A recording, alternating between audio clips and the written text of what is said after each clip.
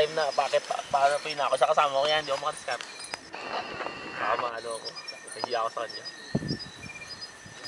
Pinapagalitan mo rin yung mga pro mo. Hindi na ngayon, dati. Sigaw-sigaw. Bago-bago ako, bago-bago.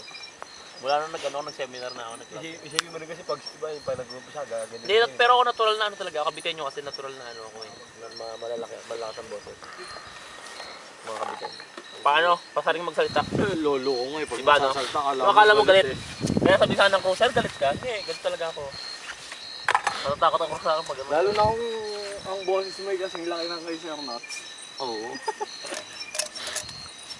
Yung isang kamantinir namin, ano yung flip top? Ano yung flip top? Yung mga rap. Rap na ano. Yung kamantinir namin na isa, yung kagrupo ni Delo. Sa Tagalog, Kamantinir namin, si Santo. sunugan daw yun. Sino? Si Santo. Yung Zaito? Santo, si kagrupo ni Delo. Sa squatter house. St. Hindi ko. St. Michael. Kamantinir namin. Kaso nga lang, hindi na active.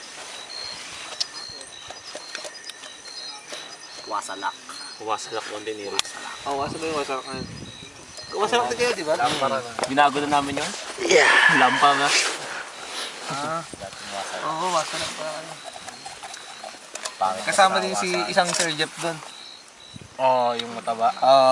Dapat kasama yun ngayon eh. Yun yung sinasabi ko sa'yo, Sir Jeff. Nag-ano lang kami, nagkagulo lang kami doon sa bag nga. Wala siyang gagamitin na sandals. Hindi siya nakasama. Liwanag sa